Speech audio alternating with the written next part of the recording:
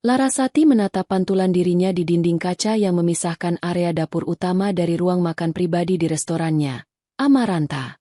Di usianya yang menginjak 32 tahun, ia telah berhasil membangun sebuah nama yang disegani di dunia kuliner. Amaranta bukan sekadar restoran, ia adalah perwujudan dari mimpi, kerja keras, dan darah serta air mata yang ia curahkan sejak lulus kuliah. Pantulan itu menunjukkan seorang wanita dengan gaun kerja berwarna biru tua yang pas di badan, rambut hitamnya disanggul rapi, dan sorot matanya tajam, penuh perhitungan. Setiap sudut Amaranta adalah cerminan karakternya, elegan, presisi, dan tidak mentolerir kesalahan. Dari serbet linen yang terlipat sempurna hingga kilau gelas kristal di bawah cahaya lampu gantung yang temaram, semuanya berada di bawah pengawasannya yang ketat. Para stafnya bergerak dengan ritme yang efisien. Sebuah orkestra yang ia pimpin dengan tangan besi namun adil. Mereka menghormatinya, bukan hanya sebagai pemilik, tetapi sebagai seorang visioner yang mengerti setiap detail bisnisnya. Mulai dari memilih bahan baku terbaik di pasar subuh hingga menyetujui laporan keuangan bulanan. Malam itu restoran sedang ramai. Seperti biasa. Suara denting peralatan makan yang beradu pelan dengan piring porselen berpadu dengan alunan musik jazz instrumental dan gumaman percakapan para tamu. Larasati tersenyum tipis. Ini adalah simfoni kesuksesannya. Namun, di tengah kepuasan itu, ada satu nada sumbang yang hanya bisa ia dengar dalam hatinya. Nada itu bernama Adrian. Suaminya. Pria yang ia nikahi 5 tahun lalu dengan cinta yang meluap-luap. Adrian adalah sosok yang melengkapi dunianya yang kaku dan terstruktur. Dia tampan, karismatik, dan tahu cara membuat Larasati tertawa di saat-saat paling menegangkan sekalipun. Awalnya, perbedaan mereka terasa seperti perpaduan yang sempurna. Larasati adalah otak dan pekerja keras, sementara Adrian adalah jiwa sosial yang pandai berjejaring. Adrian menjalankan sebuah firma konsultan kecil yang ia rintis bersama temannya. Sebuah usaha yang selalu tampak, menjanjikan, namun tak pernah benar-benar lepas landas. Larasati tidak pernah mempermasalahkannya. Dengan penghasilannya dari Amaranta, lebih dari cukup untuk menopang gaya hidup mewah mereka. Ia hanya ingin Adrian bahagia dan merasa berharga. Ponselnya bergetar di dalam saku blazernya. Nama Adrian tertera di layar. Larasati menggeser tombol hijau dan berjalan ke sudut kantornya yang sunyi. "Halo, sayang," sapanya. Suaranya melembut seketika, melepaskan topeng pemilik restoran yang tegas. "Hai, Laras, kamu masih di restoran?" Suara Adrian di seberang terdengar ringan dan ceria, seperti biasa. "Masih. Ada beberapa hal yang harus aku selesaikan." "Kenapa? Kamu sudah di rumah?" "Sudah dari tadi. Aku cuma mau bilang, aku mungkin akan keluar lagi sebentar. Ada pertemuan mendadak dengan calon klien penting di sebuah lounge di pusat kota. Katanya orang ini investor besar dari luar, jadi aku tidak bisa melewatkannya." Larasati terdiam sejenak. Keningnya sedikit berkerut. Ini bukan pertama kalinya. Dalam beberapa bulan terakhir, pertemuan mendadak dengan klien penting, seolah menjadi rutinitas mingguan Adrian.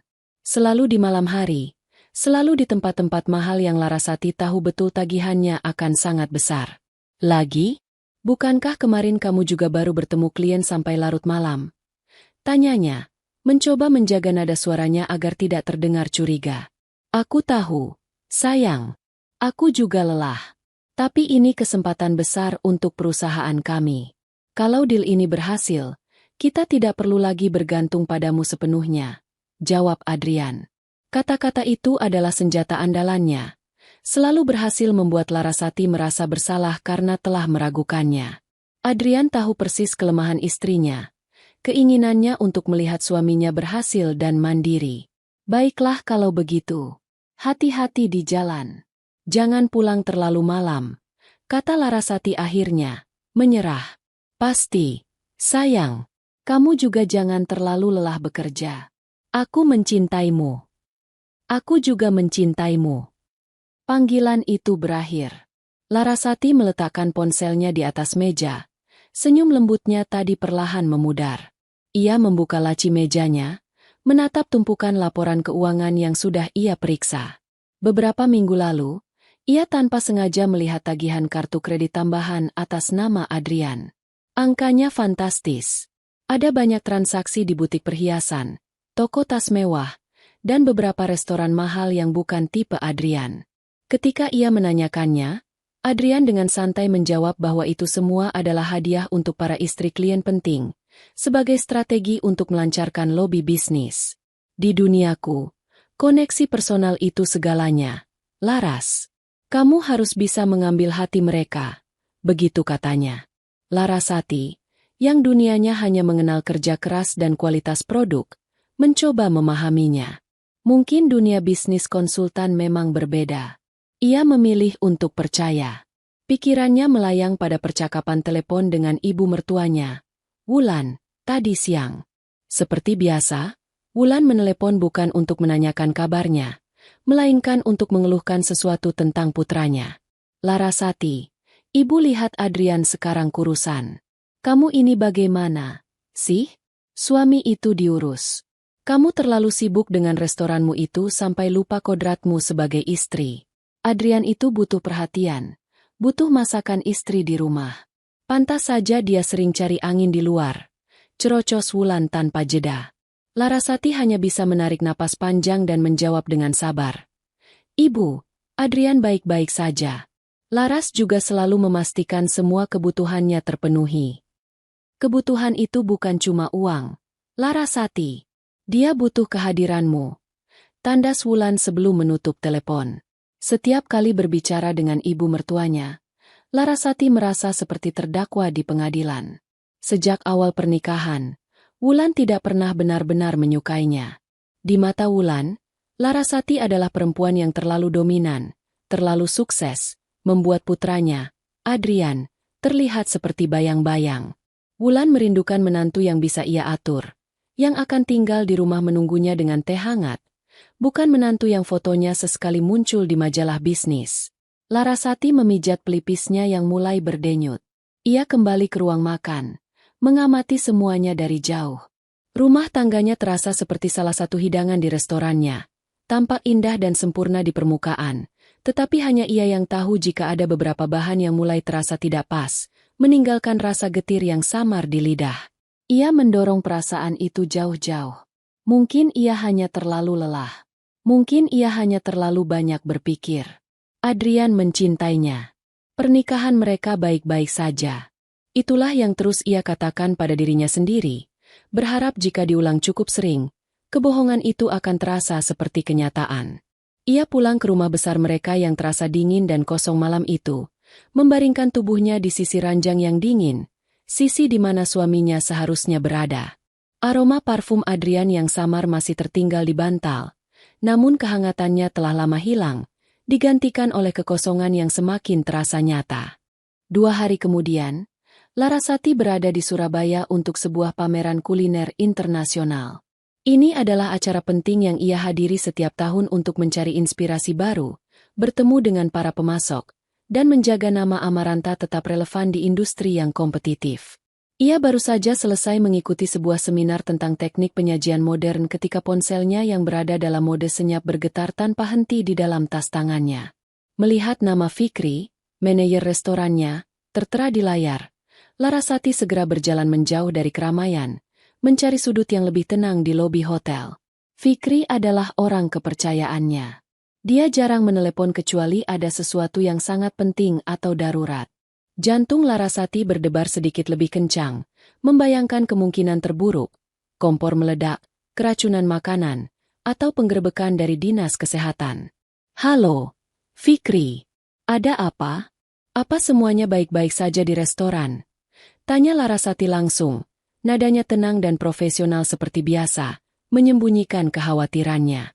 Di seberang, Fikri terdengar ragu-ragu. Ada jeda sesaat sebelum ia menjawab, yang sama sekali bukan gayanya. Selamat siang, Bu. Maaf mengganggu waktunya. Di restoran semuanya aman terkendali, Bu. Tidak ada masalah operasional. Kening Larasati berkerut. Lalu kenapa kamu menelepon? Suaramu terdengar aneh. Terdengar helaan napas berat dari Fikri. Begini, Bu. Saya bingung harus menyampaikannya bagaimana. Ini menyangkut Pak Adrian. Nama suaminya disebut dengan nada yang aneh. Kekhawatiran Larasati berubah arah. Adrian? Kenapa dengan Adrian? Apa dia menghubungimu? Betul, Bu. Pak Adrian baru saja menelepon saya sekitar 1 jam yang lalu. Beliau membuat reservasi besar untuk besok malam. Larasati menghela napas lega sesaat. Hanya reservasi. Mungkin Adrian ingin memberinya kejutan sekembalinya dari Surabaya. Oh, begitu. Reservasi untuk berapa orang? Dia mau membuat acara kejutan untukku? Tanyanya. Sedikit rasa hangat mulai menjalar di hatinya, mengusir pikiran-pikiran buruk yang sempat muncul. Keheningan kembali menyapa dari seberang telepon. Kali ini lebih lama dan lebih berat. Larasati bisa mendengar suara Fikri seperti menelan ludah dengan susah payah. Bukan, Bu. Bukan untuk Ibu. Rasa hangat itu seketika lenyap, digantikan oleh hawa dingin yang menusuk. Maksudmu? Pak Adrian membuat reservasi untuk ruang VIP, untuk perayaan ulang tahun. Tapi, atas nama tamu yang lain, Bu. Atas nama Ibu Tania. Tania. Nama itu terasa asing, menusuk telinga Larasati seperti pecahan beling. Dunia di sekelilingnya seakan berputar dalam gerakan lambat. Suara riuh lobi hotel menjadi dengungan tak berarti.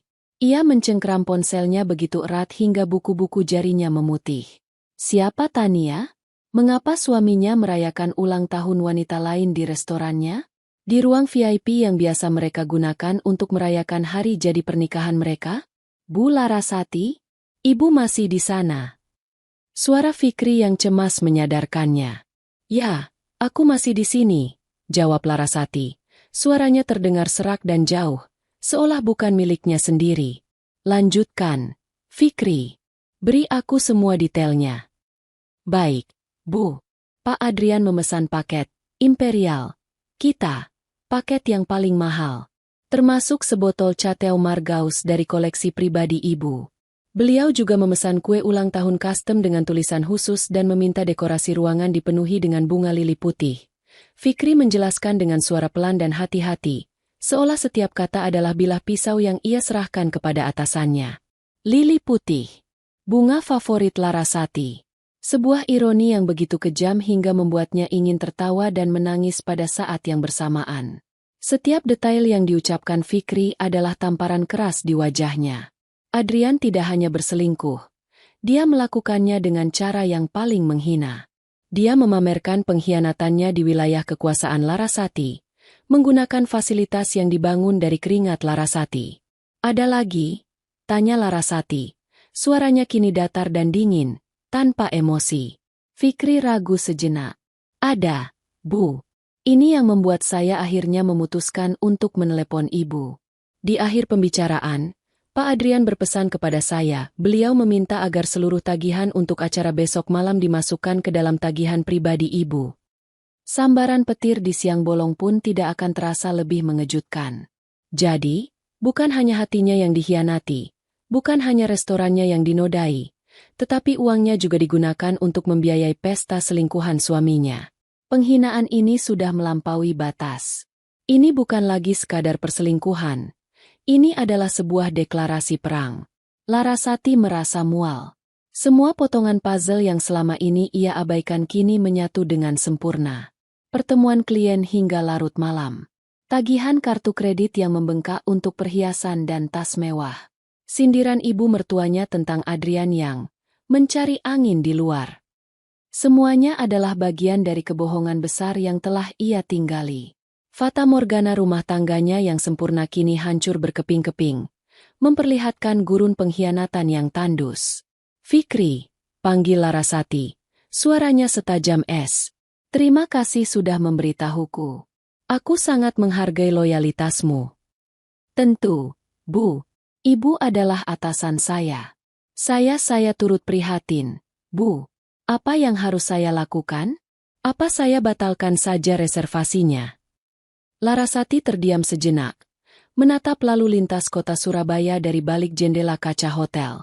Rasa sakit yang menusuk di dadanya perlahan berubah menjadi sesuatu yang lain. Sesuatu yang lebih dingin, lebih keras, dan lebih berbahaya. Amarah. Jangan, katanya dengan nada tegas. Jangan batalkan apapun. Lanjutkan semuanya sesuai permintaan Adrian. Berikan pelayanan terbaik seolah-olah tamu itu adalah raja. Pastikan semuanya sempurna. Anggap saja telepon ini tidak pernah terjadi. Baik, Bu. Jika itu mau Ibu, jawab Fikri. Meskipun terdengar bingung, aku akan segera kembali ke Jakarta. Ada beberapa hal yang harus aku persiapkan.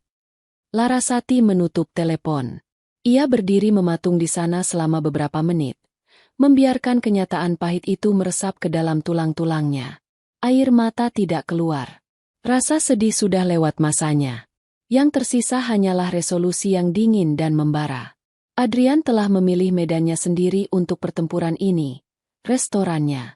Dan Larasati, sang ratu di kerajaannya sendiri, tidak akan pernah kalah di kandangnya. Ia mengeluarkan ponselnya lagi, bukan untuk memesan tiket pulang, tetapi untuk menelepon seseorang yang ia tahu akan berada di pihaknya tanpa syarat. Pengacaranya, sekaligus sahabat terbaiknya. Pesta itu akan tetap berjalan. Dan Larasati memastikan, ia akan menjadi tamu kehormatan yang tak akan pernah mereka lupakan. Perjalanan pulang dari Surabaya ke Jakarta terasa seperti melintasi dimensi yang berbeda. Di dalam kabin pesawat yang berdengung monoton, Larasati duduk tegak di kursinya di kelas bisnis, menatap awan putih pekat dari balik jendela. Di luar, langit tampak damai, sebuah kontras yang ironis dengan badai yang berkecamuk di dalam dirinya. Ia tidak menangis.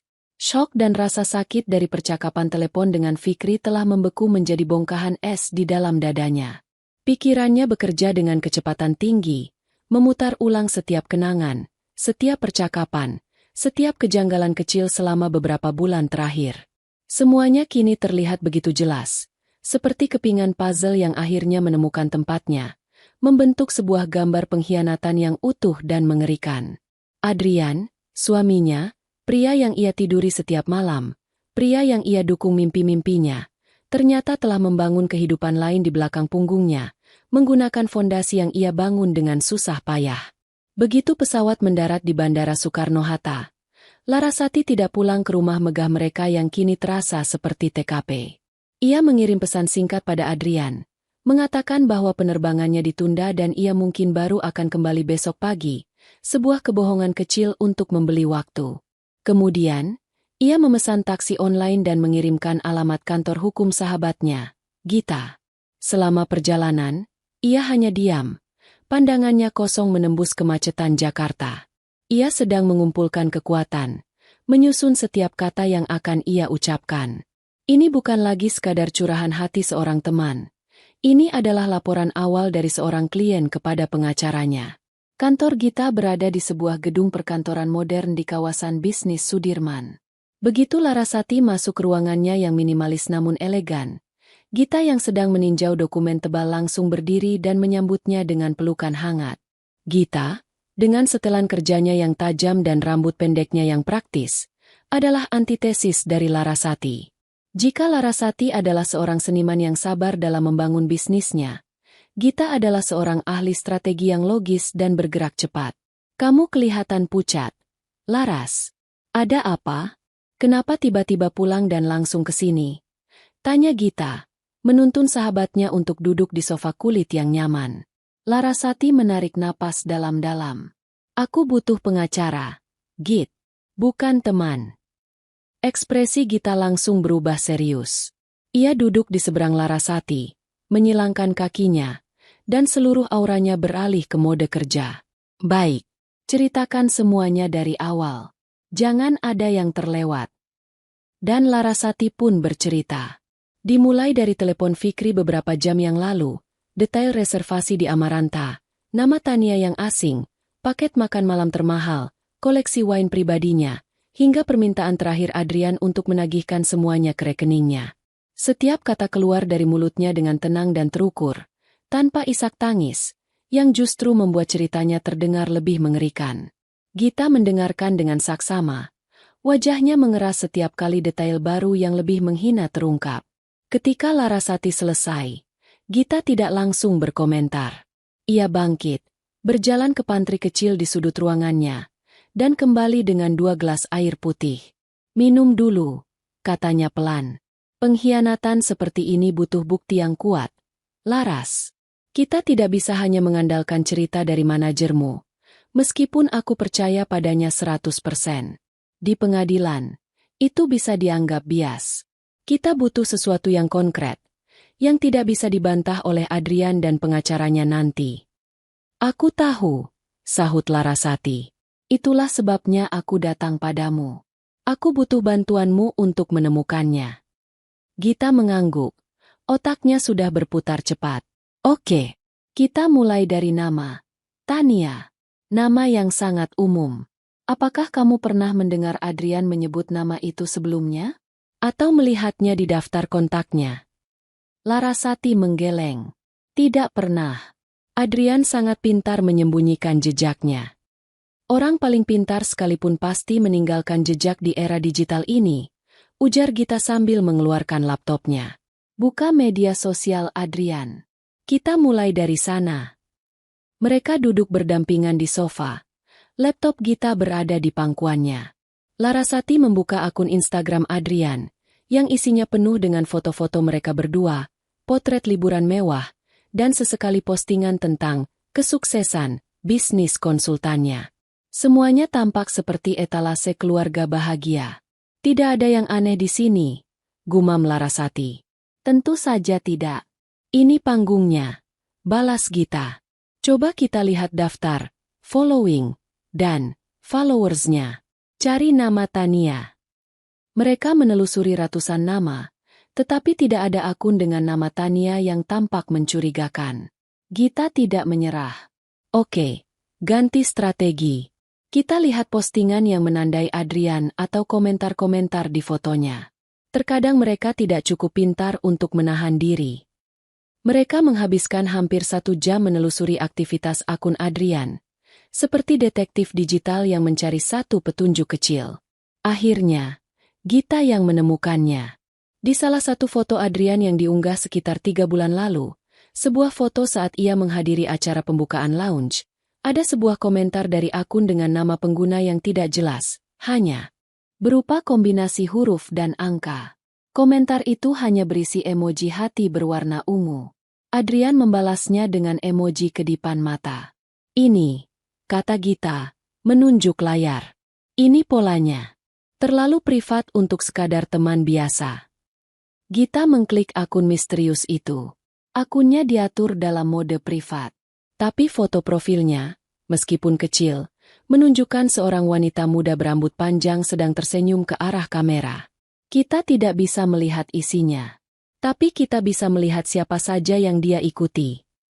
Gita membuka daftar, following, akun itu, dan di antara puluhan akun online shop dan influencer, muncullah beberapa nama teman dekat Adrian.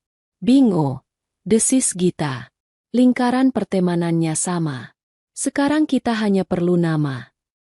Ia mulai mencari nama teman-teman Adrian itu di Facebook, mencari koneksi mereka dengan perempuan yang mirip dengan foto profil tadi. 15 menit kemudian, mereka menemukannya. Sebuah foto grup di acara ulang tahun salah satu teman Adrian.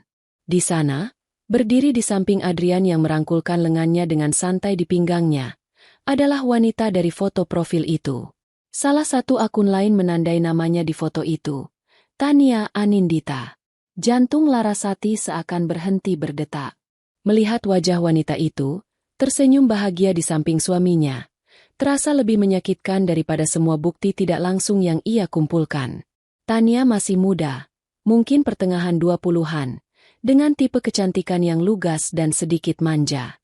Setelah menemukan nama lengkapnya, sisanya menjadi lebih mudah. Akun media sosialnya yang lain ternyata tidak diprivat. Dan apa yang mereka temukan di sana adalah sebuah diari visual dari perselingkuhan Adrian. Ada foto sebuah pergelangan tangan yang memakai jam tangan Rolex edisi wanita. Diunggah pada tanggal yang sama saat Larasati melihat transaksi besar di toko jam mewah dari kartu kredit Adrian. Ada foto tas tangan Dior yang diletakkan di kursi penumpang mobil sport. Mobil yang sama persis dengan milik Adrian. Larasati bahkan mengenali pola jok kulitnya. Pukulan terakhir datang dalam bentuk sebuah foto kalung. Kalung emas putih dengan liontin berbentuk bunga dari merek perhiasan ternama asal Prancis. Tania mengambil foto selfie sambil mengenakannya, dengan caption, "Hadiah ulang tahun terbaik dari orang terbaik. Kau tahu siapa dirimu?" Tanggal unggahan foto itu adalah seminggu yang lalu. Larasati meraba lehernya sendiri, merasakan liontin dengan model yang sama persis. Hadiah ulang tahun dari Adrian untuknya tahun lalu. Rasa mual naik ke tenggorokannya. Pengkhianatan ini begitu dalam, begitu personal, hingga ia merasa sesak napas. Adrian tidak hanya memberinya barang-barang mewah, dia menduplikasi kenangan mereka, memberikan versi tiruannya kepada wanita lain. Gita melihat wajah sahabatnya yang pucat pasi. Ia menggeser laptop itu menjauh. "Cukup, Laras. Kita sudah punya lebih dari cukup bukti." Larasati menunduk. Bahunya bergetar. Untuk pertama kalinya hari itu, air mata akhirnya jatuh. Bukan tangisan histeris, hanya aliran sunyi yang membawa serta rasa sakit, penghinaan, dan kekecewaan yang tak terhingga. Dia bahkan tidak punya kreativitas untuk membelikannya hadiah yang berbeda. "Git," bisiknya lirih. Gita merangkul bahu sahabatnya. Dia bukan tidak kreatif, Laras. Dia arogan. Dia merasa begitu superior. Begitu yakin kamu tidak akan pernah tahu. Sehingga dia bahkan tidak repot-repot menutupi jejaknya dengan baik. Dan arogansi itulah yang akan kita gunakan untuk menghancurkannya. Setelah beberapa saat, Larasati mengangkat kepalanya. Sisa air mata di pipinya telah mengering, meninggalkan sorot mata yang berbeda. Sorot mata yang tadinya dipenuhi cinta dan kepercayaan kini telah berubah menjadi dingin dan penuh perhitungan, seperti baja yang baru saja ditempa dalam api. Rasa sakitnya telah bermetamorfosis menjadi kekuatan. Ia tidak akan membiarkan pria itu menghancurkannya. Ia yang telah membangun istananya sendiri, tidak akan membiarkan seorang pengkhianat dan parasit meruntuhkannya.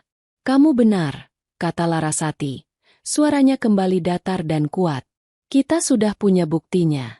Sekarang, bantu aku merencanakan balas dendam."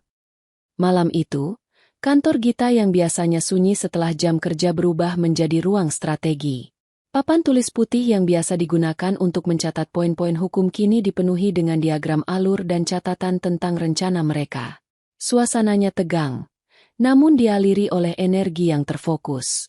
Larasati, Gita, dan Fikri, yang telah dipanggil datang setelah jam operasional restoran selesai, duduk mengelilingi meja rapat. Fikri, dengan kemeja seragamnya yang masih rapi, tampak tegang. Ia merasa seperti terlibat dalam sebuah konspirasi, namun loyalitasnya pada Larasati mengalahkan rasa takutnya. "Fikri, pertama-tama, aku ingin mengucapkan terima kasih sekali lagi. Tanpa informasimu, aku mungkin masih akan hidup dalam kebohongan," ujar Larasati, membuka pertemuan itu dengan nada tenang yang justru membuat bawahannya itu semakin hormat. "Sudah menjadi kewajiban saya, Bu," jawab Fikri singkat. "Baik." Larasati beralih menatap Gita, lalu kembali ke Fikri. "Seperti yang sudah aku katakan di telepon, aku tidak akan membatalkan pesta itu. Sebaliknya, aku ingin pesta itu berjalan dengan sempurna. Aku ingin Adrian dan wanita itu merasakan puncak kebahagiaan mereka di dalam restoranku." Gita menambahkan dari sisinya, "Secara psikologis, semakin tinggi mereka terbang, semakin sakit rasanya saat mereka jatuh. Ini bukan hanya tentang emosi, ini strategi. Kita ingin mereka benar-benar lengah." Larasati mengangguk setuju. "Tepat. Jadi, Fikri, ini adalah rencananya. Aku ingin kamu sendiri yang mengawasi pelayanan untuk meja mereka besok. Gunakan staf terbaik kita. Tawarkan mereka apapun yang mereka inginkan, bahkan jika tidak ada di menu. Jika mereka meminta sampainya lagi setelah botol pertama habis, buka botol kedua tanpa ragu. Perlakukan Tania seolah-olah dia adalah nyonya besar di sana, seolah dia adalah istri sah dari seorang klien paling penting." Fikri menelan ludah. "Baik, Bu. Saya mengerti. Saya akan memastikan mereka dilayani seperti raja dan ratu." "Bagus," lanjut Larasati. Tahap kedua adalah waktu. Aku ingin tahu momen puncak dari perayaan mereka. Kapan biasanya kue ulang tahun dikeluarkan? Biasanya setelah hidangan utama selesai disajikan, Bu. Sebelum hidangan penutup, jawab Fikri. Sempurna. Itu adalah sinyalnya. Saat kamu dan stafmu bersiap membawa kue itu ke ruang VIP, aku ingin kamu mengirimkan satu pesan singkat kepadaku. Cukup satu kata. Sekarang. Setelah itu, beri jeda sekitar 5 menit sebelum kamu benar-benar membawa kuenya keluar. Aku butuh waktu untuk sampai ke sana dari tempat parkir. Gita menyela. Dan disitulah aku masuk. Aku akan menunggumu di mobil. Laras. Aku akan membawa semua dokumen yang kita butuhkan. Salinan gugatan cerai yang sudah didaftarkan, surat somasi, dan surat perintah untuk membekukan sementara aset bersama. Ini bukan lagi sekadar drama. Ini adalah eksekusi hukum. Larasati menatap sahabatnya dengan penuh terima kasih sebelum kembali fokus pada Fikri. Tahap terakhir, dan ini yang paling penting, adalah kedatanganku. Saat aku melangkahkan kaki masuk melalui pintu utama, aku ingin kamu melakukan sesuatu untukku. Aku ingin kamu, sebagai manajer restoran, membuat pengumuman yang bisa didengar oleh semua orang di ruang makan utama. Ia berhenti sejenak, menatap mata Fikri lekat-lekat. Aku ingin kamu berkata dengan suara yang keras dan jelas. Selamat datang, Ibu Larasati, sang pemilik restoran Amaranta. Dan setelah itu, aku ingin kamu memberikan isyarat agar seluruh staf, mulai dari pelayan, penyambut tamu, bartender, bahkan para koki dari dapur jika memungkinkan, untuk berhenti sejenak dari aktivitas mereka, berbalik ke arahku, dan memberikan tundukan hormat. Aku ingin seluruh dunia di dalam restoran itu tahu siapa aku. Fikri tertegun sejenak, membayangkan adegan itu.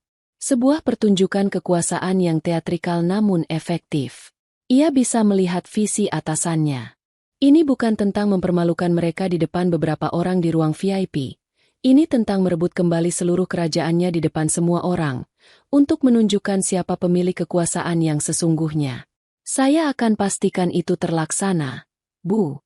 Setiap staf di Amaranta tahu siapa yang telah membangun tempat ini. Mereka akan melakukannya dengan senang hati. Aku percaya padamu, kata Larasati. Rencana itu telah tersusun. Setiap orang tahu peran mereka. Simfoni pembalasan itu telah selesai ditulis. Hanya tinggal menunggu waktu untuk dimainkan. Setelah Fikri pamit, Larasati dan Gita masih duduk di sana. Kamu yakin siap untuk ini, Laras? Tanya Gita. Nadanya kembali menjadi seorang sahabat. Setelah malam ini, tidak ada jalan untuk kembali. Larasati menatap keluar jendela, ke arah lampu-lampu kota Jakarta yang berkelip seperti ribuan bintang buatan. Aku sudah kehilangan jalan kembali sejak aku mendengar nama Tania. Git. Satu-satunya jalan sekarang adalah maju. Malam itu, Larasati tidak tidur di hotel. Ia pulang ke rumahnya. Rumah itu terasa asing. Ia berjalan melewati ruang tamu di mana foto pernikahan besar mereka terpajang, menunjukkan ia dan Adrian tersenyum bahagia. Ia menyentuh bingkai foto itu dengan ujung jarinya, merasakan dinginnya kaca, tanpa emosi. Kemudian, ia masuk ke dalam walk-in closet mereka yang luas, sebuah ruangan yang lebih besar dari kamar tidur kebanyakan orang. Sisi milik Adrian penuh dengan setelan mahal, jam tangan mewah, dan sepatu kulit yang mengkilap. Hampir semuanya adalah pemberian darinya. Sisi miliknya adalah koleksi pakaian kerja, gaun-gaun elegan, dan perhiasan.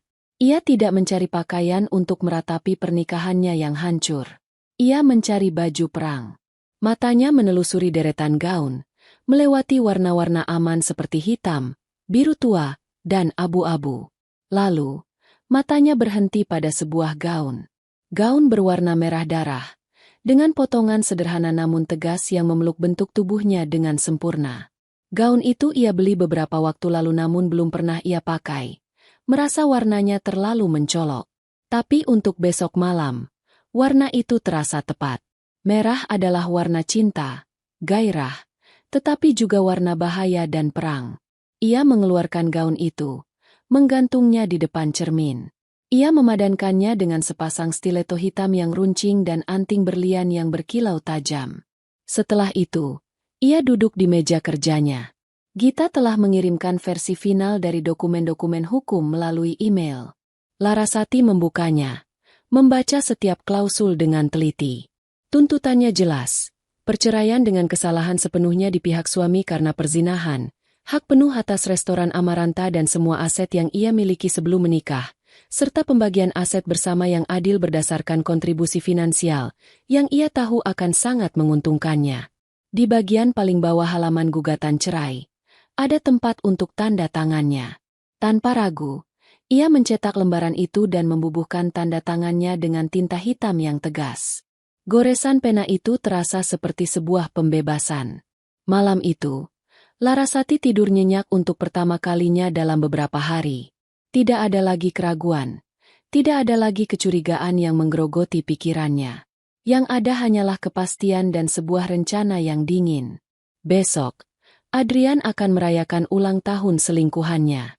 Dan Larasati akan merayakan awal dari kehidupan barunya.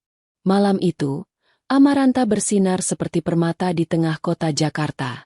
Sebuah mobil sedan Eropa berwarna hitam mengkilap berhenti tepat di depan lobi utama. Seorang petugas valet dengan seragam rapi bergegas membukakan pintu. Kaki pertama yang menapak di atas karpet merah adalah kaki jenjang Tania yang dibalut sepatu hak tinggi berkilauan. Ia melangkah keluar dengan sedikit canggung. Gaun malam berwarna sampanye yang dikenakannya terlalu mewah untuk gayanya yang biasa, membuatnya bergerak dengan kaku. Ia menatap fasad restoran yang megah dengan kekaguman yang norak. Matanya berbinar melihat kemewahan yang terpampang di hadapannya. Selanjutnya, Adrian keluar dari sisi kemudi. Ia mengenakan setelan rancangan desainer ternama yang dibelikan Larasati untuk ulang tahunnya tahun lalu. Rambutnya ditata sempurna, dan senyum puas terpasang di wajahnya. Ia merasa seperti raja dunia. Membawa ibu dan selingkuhannya ke restoran milik istrinya sendiri memberinya sensasi kekuasaan yang memabukkan. Ini adalah cara pembuktian dirinya. Sebuah penaklukan simbolis atas dominasi Larasati dalam hidupnya. Terakhir, Wulan keluar dari kursi penumpang belakang. Ibu mertua Larasati itu mengenakan gamis sutra dan kerudung yang serasi, beraroma parfum Arab yang menyengat. Wajahnya berseri-seri, menatap Tania dengan pandangan penuh puja-puji seolah Tania adalah piala kemenangan. "Ayo, sayang, jangan gugup. Anggap saja ini rumah sendiri," katanya pada Tania, sambil melirik sinis pada logo Amaranta yang terukir elegan di pintu kaca. Saat mereka melangkah masuk, Fikri sudah menyambut di depan pintu, sesuai instruksi. Wajahnya menampilkan senyum profesional yang sempurna, menyembunyikan rasa jijik yang bergejolak di dalam perutnya. "Selamat malam, Pak Adrian. Selamat datang di Amaranta," sapanya dengan nada hormat. "Fikri, malam. Meja saya sudah siap?" tanya Adrian dengan gaya seorang pemilik, menepuk bahu Fikri dengan akrab. "Tentu saja, Pak. Ruang VIP sudah kami siapkan secara khusus. Mari, saya antar," jawab Fikri. Ia kemudian menoleh pada Tania dengan sopan. "Selamat malam, Ibu Tania. Selamat ulang tahun." Wajah Tania merona merah. Dipanggil Ibu oleh manajer restoran semewah ini membuatnya merasa statusnya naik 100 tingkat. "Terima kasih," jawabnya dengan suara yang dibuat-buat agar terdengar anggun. Fikri memimpin jalan, melewati ruang makan utama yang ramai. Beberapa tamu yang mengenal Adrian sebagai suami Larasati melirik dengan kening berkerut, bertanya-tanya siapa wanita muda dan wanita tua yang dibawanya. Adrian pura-pura tidak melihat, mengangkat dagunya lebih tinggi. Mereka diantar ke ruang VIP yang terletak di sudut paling privat restoran, dengan dinding kaca satu arah yang menghadap ke taman vertikal yang rimbun. Di dalam, meja bundar telah dihias dengan rangkaian bunga lili putih yang megah, persis seperti permintaan Adrian. Sebotol Chateau Margaux sudah tersedia di dalam ember perak berisi es, tampak agung dan mahal. "Wow, Adrian, ini luar biasa," desis Tania. Matanya berkeliling menatap interior ruangan yang mewah. "Apapun untukmu, sayang," balas Adrian, menarik kursi untuk Tania. Wulan duduk dengan angkuh, mengamati semuanya dengan tatapan menilai. Tempatnya memang tidak jelek, tapi suasananya terlalu kaku, terlalu barat. Tidak ada kehangatan. Komentarnya, seolah mencari-cari kesalahan. Tapi tidak apa-apa. Tania, kehadiranmu di sini membawa kehangatan tersendiri. Fikri mempersilakan mereka duduk lalu memberikan menu. Paket imperial sudah kami siapkan sesuai pesanan Bapak. Namun jika ada permintaan tambahan, jangan ragu untuk memberitahu saya. Saya pribadi yang akan melayani meja Bapak malam ini. Bagus sekali, Fikri. Pelayananmu memang tidak pernah mengecewakan, puji Adrian, merasa semakin berkuasa. Setelah Fikri undur diri, perbincangan di antara ketiga bedebah itu pun dimulai. Lihat kan, Tania. Adrian itu kalau sudah sayang sama orang, apa saja dikasih, kata Wulan, memulai propagandanya. Dia itu pria yang baik, penyayang keluarga.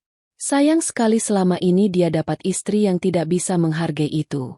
Istri macam apa yang lebih mementingkan restorannya daripada suaminya sendiri? Tania mengangguk-angguk dengan wajah prihatin yang dibuat-buat. Kasihan sekali kamu, Mas. Pasti kamu kesepian selama ini. Adrian menghela napas dengan dramatis. Begitulah. Larasati itu wanita yang hebat dalam bisnis. Aku akui itu. Restoran ini bukti kehebatannya. Tapi sebagai istri, dia gagal total. Dia dingin, terlalu ambisius. Dia tidak pernah benar-benar butuh aku. Dia hanya butuh trofi untuk dipajang di rumah. Setiap kalimat yang keluar dari mulut Adrian adalah kebohongan yang ia ciptakan untuk menenangkan egonya yang rapuh. Kenyataannya, dialah yang bergantung sepenuhnya pada Larasati. Firma konsultannya nyaris tidak menghasilkan keuntungan. Cukup untuk membayar sewa kantor kecil dan gaji 2 stafnya. Gaya hidupnya, mobilnya, pakaiannya, semuanya berasal dari kerja keras Larasati. Sudahlah, jangan bicarakan dia lagi. Malam ini malam spesialnya Tania, kata Wulan, mengalihkan pembicaraan. Ia menatap Tania dengan senyum manis. Kamu itu beda. Nak, kamu lembut, penurut. Ibu bisa lihat kamu akan jadi istri yang baik untuk Adrian. Kamu akan memberinya kebahagiaan yang tidak pernah dia dapatkan. Pelayan mulai menyajikan hidangan pembuka. Sup krim jamur trufle dengan roti bawang putih panggang. Aromanya yang mewah memenuhi ruangan. Tania mencicipinya dengan mata berbinar. Enak sekali. Aku belum pernah makan yang seperti ini. Restoran ini memang masakannya lumayan, kata Adrian merendah. Seolah-olah ia punya andil dalam menu tersebut. Tapi terus terang, ini semua tidak akan sebesar ini tanpa koneksi-koneksiku. Akulah yang membawa banyak klien besar makan di sini. Di sudut ruangan, dari posisinya yang tidak terlalu mencolok, Fikri mendengar semua percakapan itu. Setiap kebohongan Adrian, setiap sanjungan palsu Wulan, setiap komentar norak Tania, terasa seperti sayatan di telinganya. Ia mengepalkan tangannya di dalam saku celananya, menahan keinginan untuk berjalan ke sana dan menumpahkan sebotol wine itu ke kepala Adrian. Tapi ia ingat instruksi Larasati. Ia harus tetap tenang, tetap profesional. Ia mengirim pesan singkat pada Larasati. Mereka sudah di sini. Sandiwara sedang berlangsung. Hidangan utama disajikan. Steak wagyu untuk Adrian dan Wulan, dan lobster thermidor untuk Tania. Mereka makan dengan lahap, sambil terus membicarakan masa depan mereka. Wulan sudah merencanakan pernikahan seperti apa yang ia inginkan untuk Adrian dan Tania. Adrian berjanji akan segera menyelesaikan urusannya dengan Larasati. Tania, dengan mulut penuh lobster mahal, sudah membayangkan akan menjadi nyonya Adrian yang baru, nyonya dari semua kemewahan ini. Mereka tertawa, bersulang dengan wine seharga puluhan juta rupiah per botol, merasa berada di puncak dunia. Mereka begitu tenggelam dalam kebahagiaan haram mereka, begitu yakin bahwa mereka telah menang, sehingga mereka sama sekali tidak menyadari bahwa mereka hanyalah 3 ekor tikus yang sedang menikmati keju terakhir di dalam sebuah perangkap yang akan segera tertutup. Piring-piring hidangan utama telah diangkat. Ruangan itu kini dipenuhi aroma kepuasan dan keangkuhan. Adrian menggenggam tangan Tania di atas meja. Selamat ulang tahun sekali lagi, sayang. Aku harap kamu suka semuanya. Aku suka sekali, Mas. Ini ulang tahun terbaik dalam hidupku, jawab Tania dengan manja. Wulan tersenyum penuh kemenangan. Ini baru permulaan, Nak. Setelah kamu resmi jadi menantu ibu, setiap hari akan terasa seperti ini. Fikri mendekati meja. Mereka sekali lagi, senyumnya masih terpasang dengan sempurna. Permisi, Pak, Bu. Apakah sudah waktunya kami mengeluarkan kue ulang tahunnya? Oh, tentu saja. Ini saat yang ditunggu-tunggu, seru Adrian dengan antusias. Baik, Pak. Mohon ditunggu sebentar. Fikri membungkuk hormat, lalu berjalan keluar dari ruang VIP. Langkahnya tenang, tetapi jantungnya berdebar kencang. Ia mengeluarkan ponselnya, membuka kontak Larasati, dan mengetik satu kata yang telah mereka sepakati. Satu kata yang akan menjadi aba-aba bagi dimulainya sebuah badai. Di dalam ruang VIP, suasana mencapai puncaknya. Adrian, Wulan, dan Tania menunggu kue ulang tahun dengan perasaan gembira. Adrian merasa malam ini adalah sebuah kesuksesan besar. Ia telah berhasil memamerkan kekuasaannya, memanjakan selingkuhannya, dan mendapat restu penuh dari ibunya. Semua dilakukan di jantung wilayah kekuasaan istrinya. Ia merasa tak terkalahkan. Wulan sibuk memotret Tania dengan ponselnya, mengumpulkan dokumentasi untuk dibagikan kepada kerabatnya kelak tentang calon menantu barunya yang sempurna. Tania sendiri sedang sibuk memperbaiki riasannya, memastikan ia tampak sempurna saat lilin ditiup dan kamera mengabadikan momen itu. Mereka adalah 3 aktor dalam sebuah drama komedi murahan, tidak menyadari bahwa sutradara sesungguhnya akan segera memasuki panggung dan mengubah genre cerita menjadi sebuah tragedi. Sementara itu, satu blok dari Amaranta, di dalam sebuah mobil yang diparkir di tempat yang gelap, sebuah layar ponsel menyala. Larasati menatap satu kata yang muncul di layarnya. Sekarang. Ia menarik napas dalam-dalam. Hembusannya membentuk uap tipis di udara malam yang dingin. Tidak ada keraguan di matanya. Tidak ada rasa takut. Yang ada hanyalah ketenangan yang membekukan. Sudah waktunya, katanya pada Gita yang duduk di kursi pengemudi. Gita menoleh, menatap sahabatnya lekat-lekat. Larasati malam itu adalah perwujudan dari kekuatan dan keanggunan yang berbahaya. Gaun merah darahnya memancarkan aura dominasi, kontras dengan kulitnya yang pucat karena amarah yang tertahan. Riasan wajahnya tajam dan presisi, dan rambutnya yang disanggul ketat membuat leher jenjangnya terekspos, memberinya penampilan seorang ratu pejuang. Kamu terlihat luar biasa, Laras. Bukan seperti korban, tapi seperti pemenang, kata Gita, memberikan suntikan semangat terakhir. Aku di sini. Selesaikan pertunjukanmu, lalu kita selesaikan secara hukum. Larasati mengangguk. Ia membuka pintu mobil dan melangkah keluar. Suara sepatu hak tingginya yang runcing beradu dengan aspal terdengar tajam dan ritmis di keheningan malam, seperti detak jam hitung mundur. Setiap langkah yang ia ambil membawanya lebih dekat ke restorannya, ke medan pertempurannya. Ia tidak berjalan terburu-buru. Ia menikmati setiap detiknya, merasakan angin malam di wajahnya, membiarkan adrenalin mengalir deras di pembuluh darahnya. Saat ia mendekati pintu masuk Amaranta yang terang benderang, ia bisa melihat siluet para tamu yang sedang menikmati makan malam mereka dari balik kaca. Dunianya yang ia bangun dengan susah payah. Dan malam ini, ia akan membersihkannya dari para parasit. Ia mendorong pintu kaca ganda yang berat itu dengan satu gerakan mantap. Udara hangat dari dalam ruangan yang dipenuhi aroma makanan lezat dan parfum mahal langsung menyambutnya. Penyambut tamu di meja depan, seorang gadis muda bernama Rina, mengangkat kepalanya. Matanya melebar kaget melihat kehadiran Larasati yang tiba-tiba. Ia hendak menyapa dengan gugup, tetapi ia melihat Fikri, sang manajer, sudah bergerak dari posisinya di dekat bar.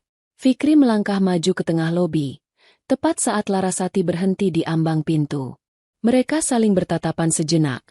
Sebuah komunikasi tanpa kata yang menegaskan bahwa semuanya berjalan sesuai rencana.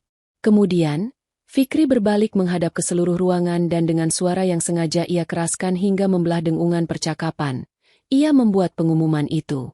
"Selamat datang, Ibu Larasati, sang pemilik restoran Amaranta." Efeknya seketika dan dramatis. Alunan musik jazz yang lembut seolah tersendat. Obrolan di setiap meja perlahan mereda, lalu berhenti total. Semua kepala, semua pasang mata, serempak menoleh ke arah pintu masuk. Dan kemudian, bagian kedua dari rencana itu dieksekusi dengan presisi yang sempurna. Sesuai isyarat dari Fikri, setiap staf di ruang makan utama menghentikan apa yang sedang mereka lakukan. Pelayan yang hendak menuangkan anggur berhenti dengan botol menggantung di udara. Bartender yang sedang mengocok minuman meletakkan shakernya. Rina, si penyambut tamu, berdiri tegak di belakang podiumnya. Mereka semua, tanpa kecuali, berbalik menghadap Larasati dan serempak memberikan tundukan kepala yang dalam dan penuh hormat. Pintu dapur yang berayun terbuka, memperlihatkan kepala koki dan beberapa stafnya. Seragam putih mereka bersih, juga ikut menundukkan kepala. Seluruh restoran jatuh dalam keheningan yang tegang. Para tamu menatap pemandangan itu dengan mulut sedikit ternganga, mencoba memahami apa yang sedang terjadi. Mereka melihat seorang wanita cantik dalam balutan gaun merah, berdiri sendirian di pintu masuk, namun seluruh isi restoran seolah bertekuk lutut di hadapannya. Kekuasaan yang ia pancarkan terasa begitu nyata, memenuhi setiap sudut ruangan. Dari dalam ruang VIP berdinding kaca, Adrian, Wulan, dan Tania mendengar pengumuman itu. Awalnya mereka bingung. Kemudian, mereka menoleh ke arah sumber keributan. Dan mereka melihatnya. Mereka melihat Larasati. Waktu seolah berhenti bagi mereka. Senyum di wajah Adrian membeku, lalu luruh menjadi ekspresi horor murni. Darah seolah tersedot dari wajahnya, membuatnya pucat seperti mayat.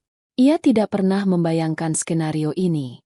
Larasati seharusnya berada di Surabaya. Wulan menjatuhkan ponselnya ke atas meja, menimbulkan bunyi gedebuk yang keras di tengah keheningan. Matanya yang tadinya penuh cemoohan kini melotot tak percaya. Mulutnya terbuka tanpa suara. Ia seperti melihat hantu. Dan Tania, wajahnya berubah dari kebingungan menjadi ketakutan yang nyata. Ia menatap perempuan agung di pintu masuk, lalu menatap Adrian yang gemetar di sampingnya, lalu kembali menatap perempuan itu. Ia akhirnya mengerti. Perempuan cantik dengan aura mematikan itu, yang baru saja disambut seperti seorang ratu, adalah Larasati, istri dari pria yang merayakan ulang tahunnya. Pesta kejutan yang ia nikmati ternyata memiliki kejutan lain yang jauh lebih besar. Mereka bertiga duduk terpaku di kursi mereka, terperangkap dalam sangkar kaca mereka, menjadi tontonan utama dalam pertunjukan yang sama sekali tidak mereka inginkan. Larasati membiarkan momen itu berlangsung beberapa detik lebih lama, menikmati kepanikan di wajah mereka, merasakan kekuatan yang kembali ke tangannya. Keheningan di restoran terasa begitu pekat, bisa dipotong dengan pisau. Akhirnya, dengan tatapan dingin yang terkunci lurus ke arah ruang VIP, ia mengambil langkah pertamanya masuk ke dalam kerajaannya. Pertunjukan baru saja dimulai.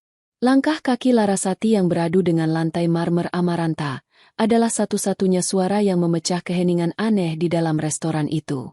Setiap pasang mata mengikutinya, menyaksikan ratu yang berjalan melintasi kerajaannya untuk menemui para pengkhianat. Ia tidak menoleh ke kanan atau ke kiri.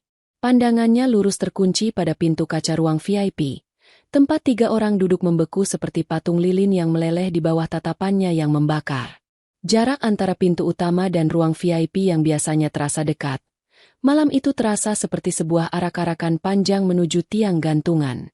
Larasati merasakan setiap tatapan, setiap napas yang tertahan, namun ia tidak terpengaruh. Di dalam kepalanya, dunia luar telah lenyap. Yang ada hanyalah dia dan 3 orang yang telah menghancurkan kepercayaannya. Ia sampai di depan pintu kaca itu. Tanpa ragu, ia menggesernya dengan satu gerakan halus. Suara pintu yang meluncur di relnya terdengar begitu keras di tengah kesunyian, membuat bahu Adrian dan Wulan terlonjak kaget. Larasati melangkah masuk, lalu berhenti tepat di ambang pintu, menyapu pandangannya ke seluruh pemandangan di hadapannya. Meja yang dipenuhi sisa-sisa makanan mahal, kelopak bunga lili putih yang mulai layu di bawah cahaya lampu, dan 3 wajah pucat yang menatapnya dengan campuran rasa takut, kaget, dan benci. Ia menarik napas perlahan, menghirup aroma pengkhianatan yang kental. Akhirnya, ia membuka suara. Nadanya tidak berteriak, tidak histeris. Justru sebaliknya, suaranya tenang, rendah, dan tajam seperti bilah es. "Selamat ulang tahun, Tania," katanya. Matanya menatap lurus ke arah wanita muda yang gemetar itu. "Aku harap kau suka hadiah dari suamiku, di restoranku, yang dibayar dengan uangku." Setiap kata adalah sebuah tamparan. Tania tersentak seolah benar-benar ditampar. Ia menundukkan kepalanya, tidak berani menatap Larasati.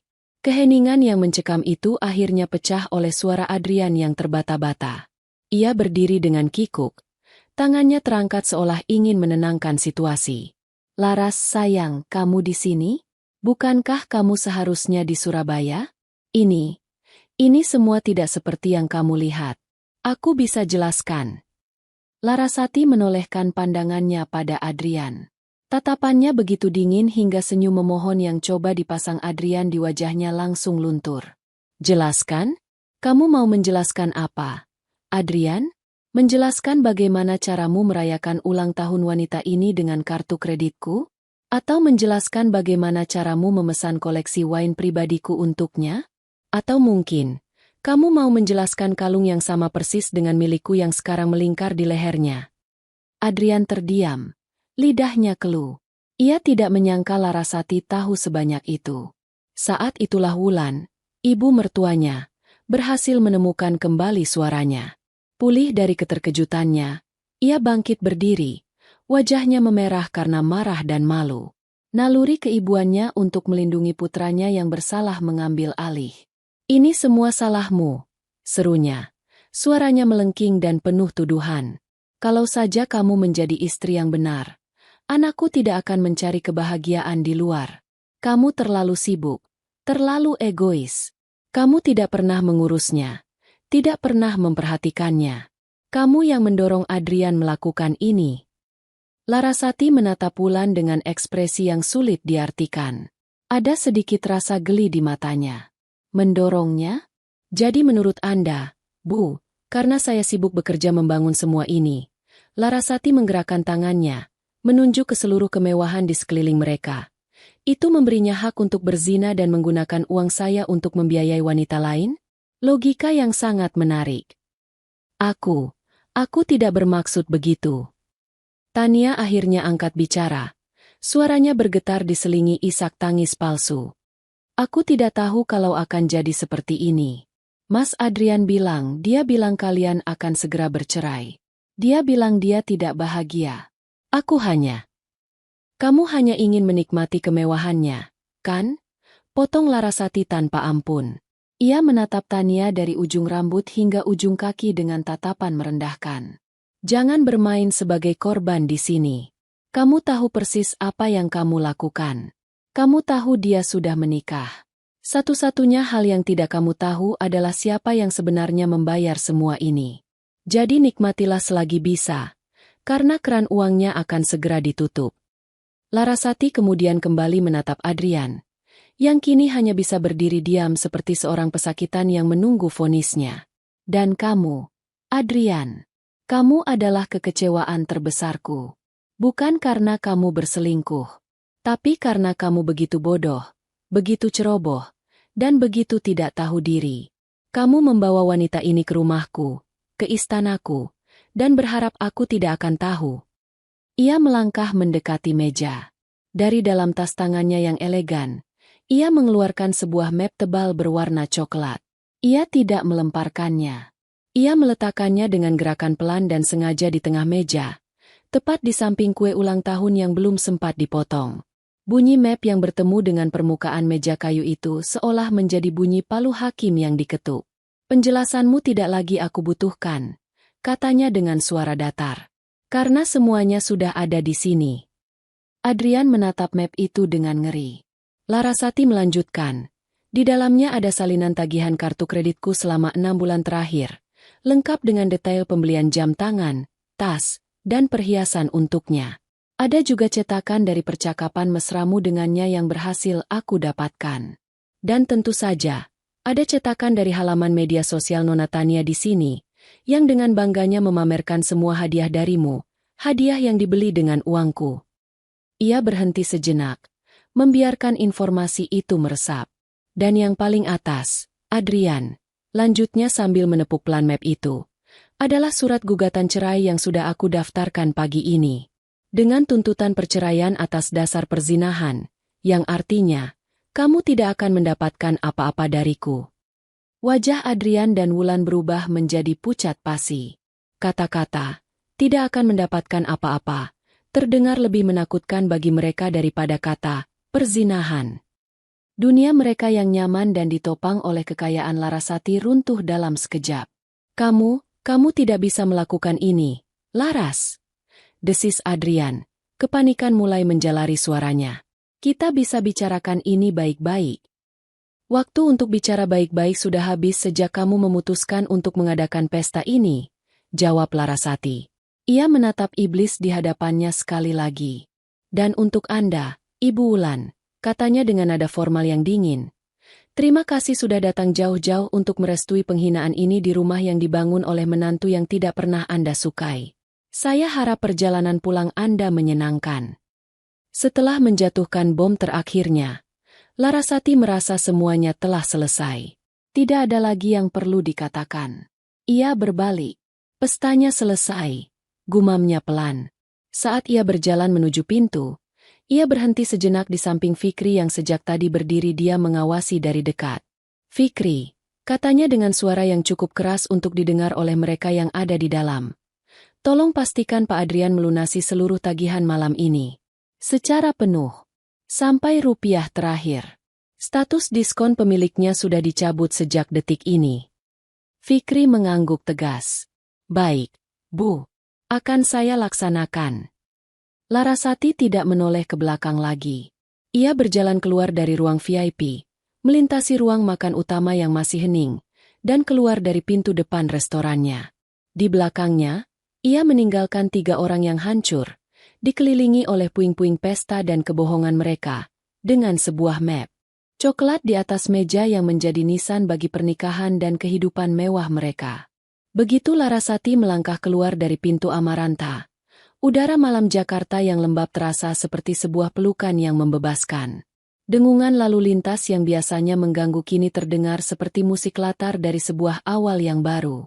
Di belakangnya, di dalam restoran, keheningan yang tegang pecah menjadi bisik-bisik yang riuh. Pertunjukan telah selesai, dan para penonton mulai mendiskusikan apa yang baru saja mereka saksikan. Larasati berjalan lurus ke arah mobil Gita yang sudah menyala di seberang jalan.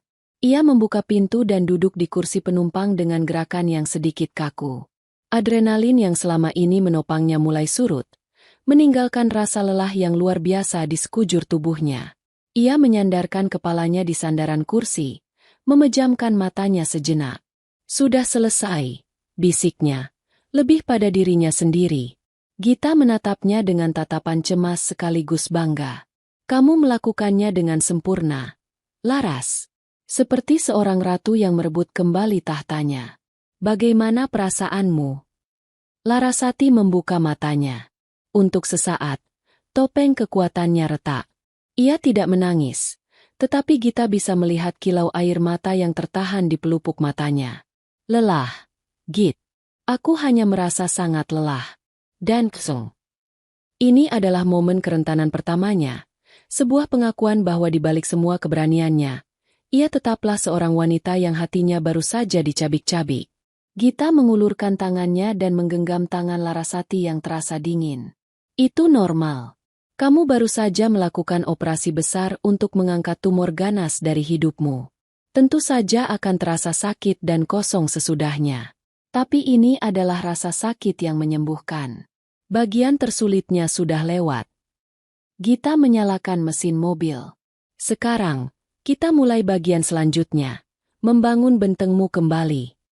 Perjalanan menuju rumah Larasati terasa sunyi. Mereka tidak lagi membicarakan apa yang terjadi di restoran. Mereka membicarakan langkah-langkah selanjutnya dengan nada yang praktis dan efisien. Seolah-olah mereka sedang membahas sebuah proyek bisnis, bukan reruntuhan sebuah pernikahan. Saat mobil mereka memasuki gerbang kompleks perumahan mewah tempat tinggal Larasati, sebuah mobil van tanpa merek terlihat parkir tak jauh dari rumahnya. Tukang kuncinya sudah menunggu, kata Gita, sesuai rencana. Larasati mengangguk. Tidak ada keraguan lagi dalam dirinya. Begitu ia masuk ke dalam rumahnya, ia langsung memanggil kepala asisten rumah tangganya, seorang ibu parubaya bernama Bei Inah yang sudah bekerja dengannya sejak lama. Bei Inah, tolong panggil semua staf yang ada di rumah sekarang. Ada yang harus saya perintahkan, katanya dengan suara tegas. Beberapa menit kemudian, 3 orang asisten rumah tangga dan seorang tukang kebun berdiri di hadapannya. Larasati menatap mereka satu persatu. Mulai malam ini, Pak Adrian tidak lagi tinggal di sini. Saya mau kalian semua bekerja sama untuk mengemasi semua barang miliknya. Pakaian, sepatu, buku, peralatan golf, semuanya.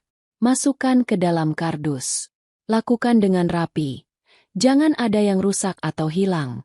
Barang-barang milik Ibu Wulan yang ada di kamar tamu juga sekalian. Besok pagi, saya akan panggil jasa pengiriman untuk mengambil semua ini dan mengirimkannya ke alamat kantor Pak Adrian. Bei Inah dan yang lainnya tampak terkejut. Namun mereka melihat sorot mata majikannya yang tidak memungkinkan adanya pertanyaan. Mereka hanya mengangguk patuh. Baik, Bu.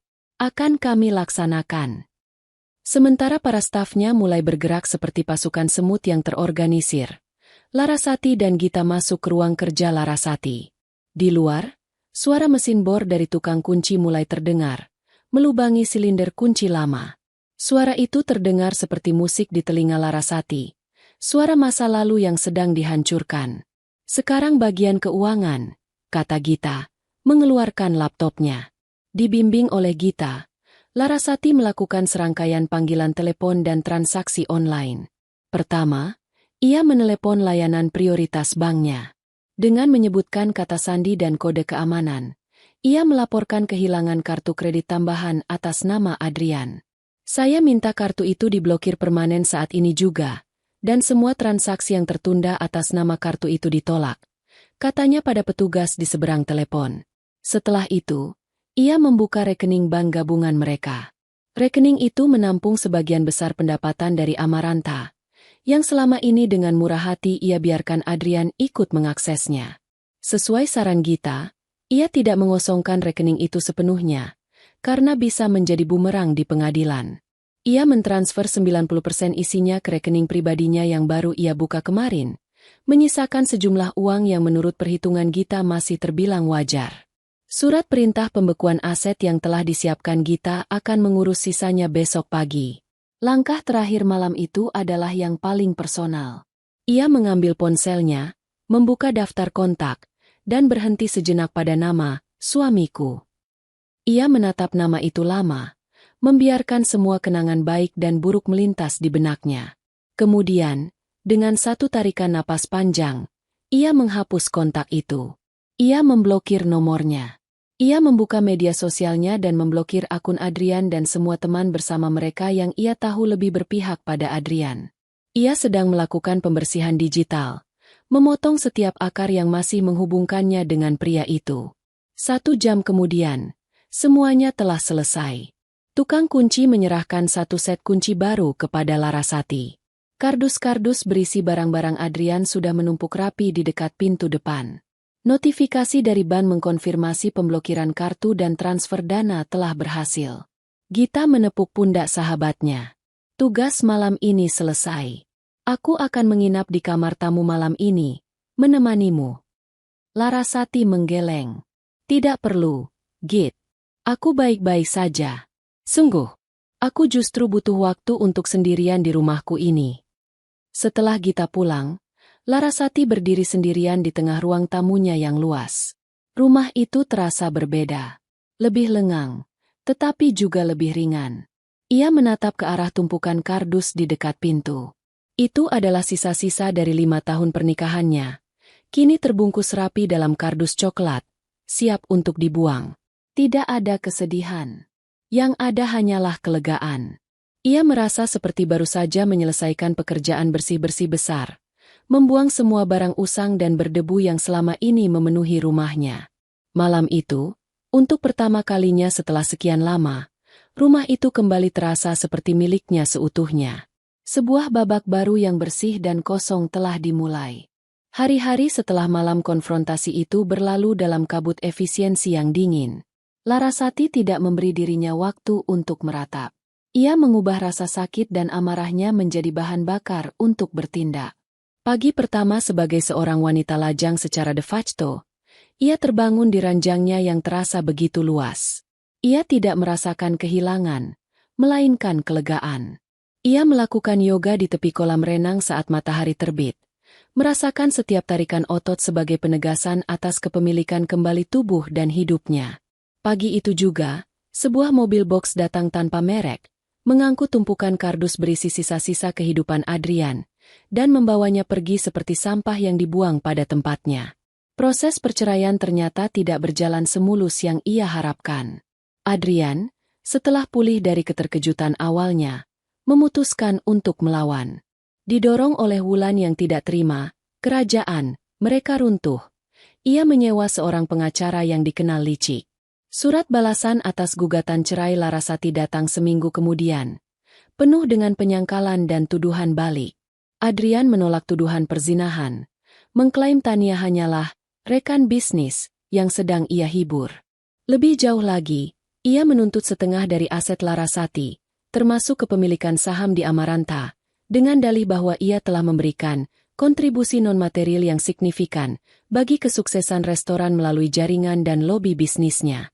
Larasati membaca surat itu di kantor Gita. Wajahnya tidak menunjukkan ekspresi apapun. Dia bahkan tidak bisa mengakui kesalahannya. Gumamnya. Tentu saja tidak, balas Gita, mengetuk-ngetukkan penanya di atas meja. Orang seperti Adrian tidak pernah merasa bersalah. Mereka hanya marah karena tertangkap. Ini strategi standar. Mereka akan mencoba menyeret proses ini selama mungkin, membuatnya sekotor mungkin, berharap kamu lelah dan akhirnya menyerah pada tuntutan mereka. Aku tidak akan lelah, kata Larasati dengan tegas. Aku sudah melewati bagian terburuknya. Ini hanya administrasi. Dan dimulailah perang urat syaraf itu. Pengacara Adrian meminta laporan keuangan Amaranta selama 5 tahun terakhir, mencoba mencari celah. Mereka memanggil beberapa pemasok dan klien restoran untuk memberikan kesaksian, berharap ada yang bisa mendukung klaim Adrian. Namun, mereka salah perhitungan. Reputasi Larasati di dunia bisnis dibangun di atas integritas. Semua pemasok dan klien menghormatinya. Kesaksian mereka justru memperkuat posisi Larasati, menggambarkan Adrian hanya sebagai suami ibu Larasati, yang sesekali muncul di acara-acara sosial, tidak lebih. Puncaknya adalah saat sesi mediasi wajib di kantor pengadilan. Ini adalah pertama kalinya Larasati bertatap muka kembali dengan Adrian dan Wulan sejak malam itu. Adrian tampak lebih kurus. Lingkaran hitam di bawah matanya menunjukkan ia kurang tidur.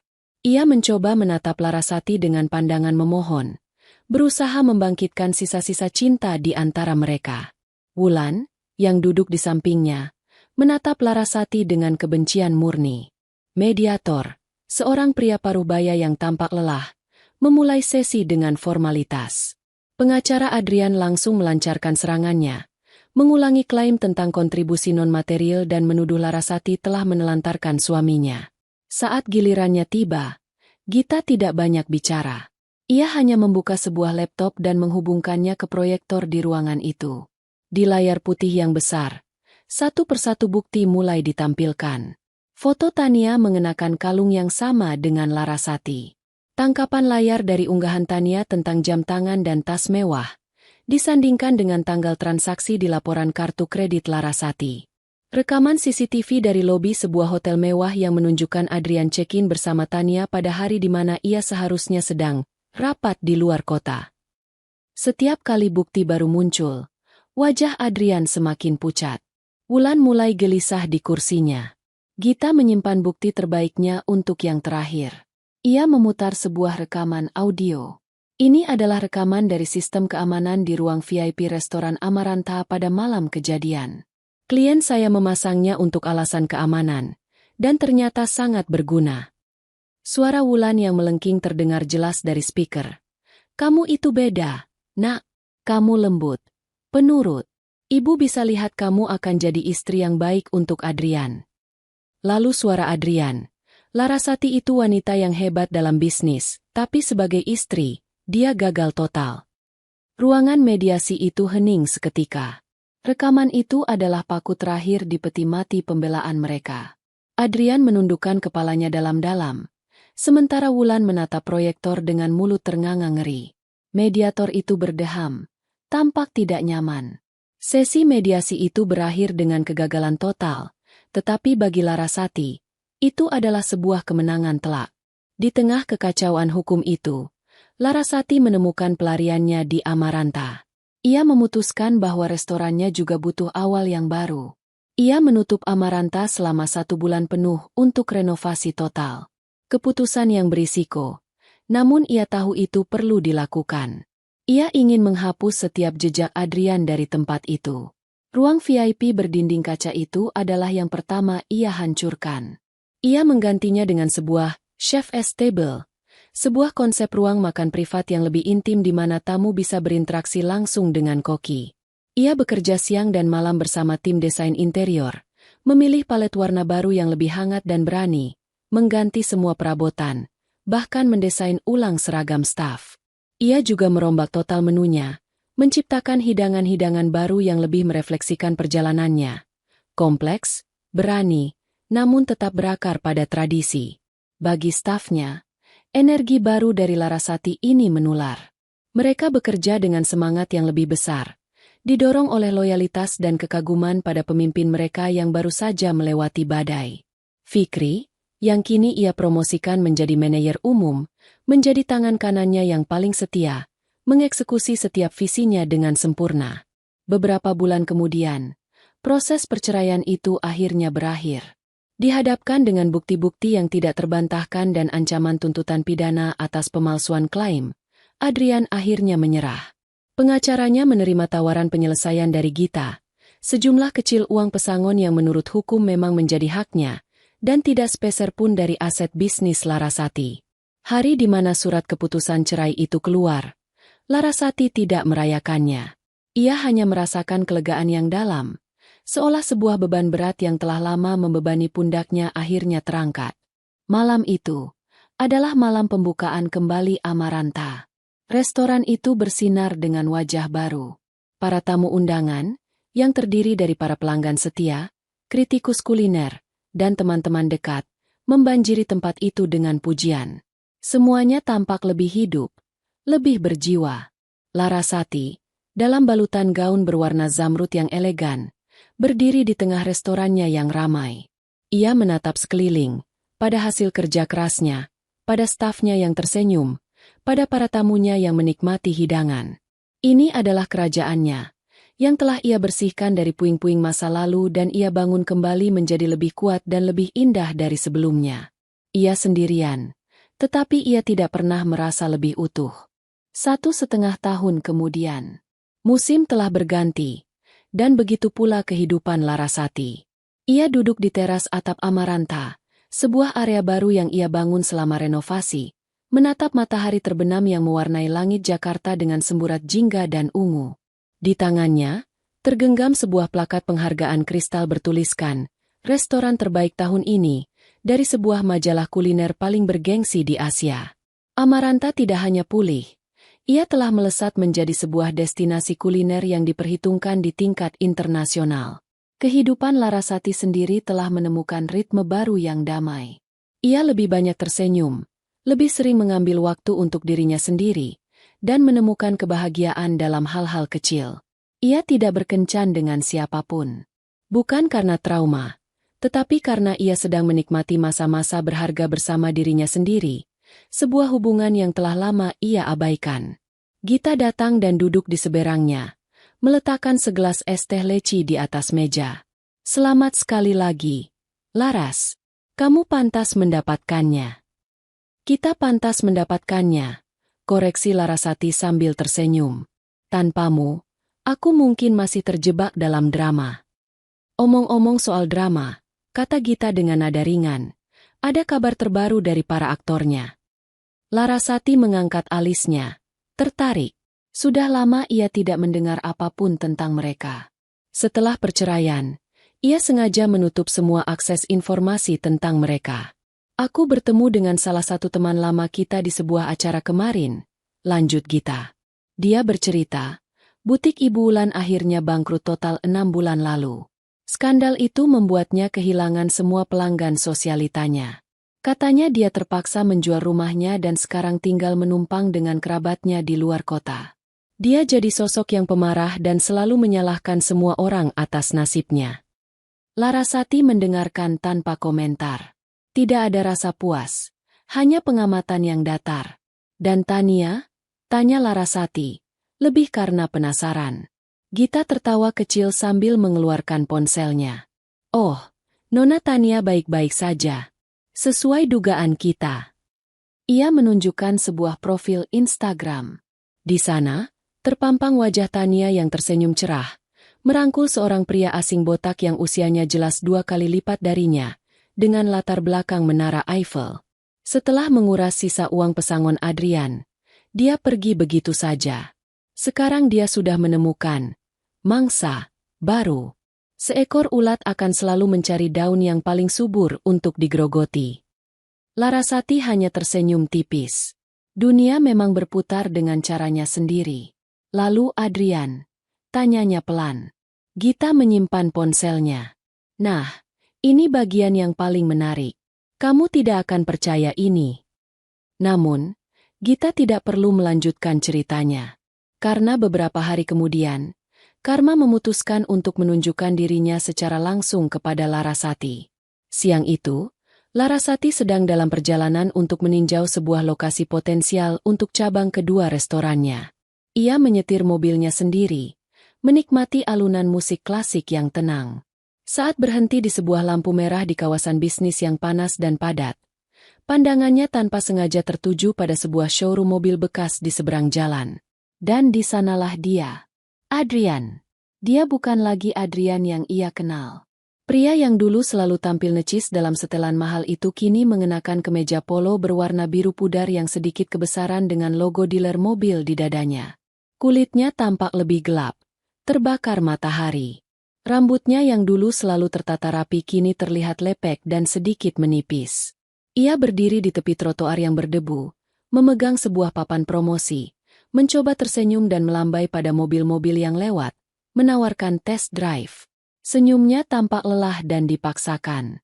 Seorang pria paruh baya yang tampak seperti manajernya keluar dari kantor dan membentaknya karena kurang bersemangat. Adrian hanya bisa menunduk dan mengangguk patuh. Larasati duduk diam di dalam mobilnya yang sejuk, menatap pemandangan itu.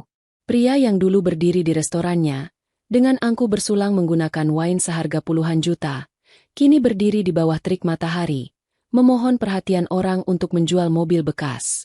Pria yang dulu mengeluh bahwa istrinya terlalu sibuk bekerja, kini harus bekerja jauh lebih keras hanya untuk bertahan hidup. Kontra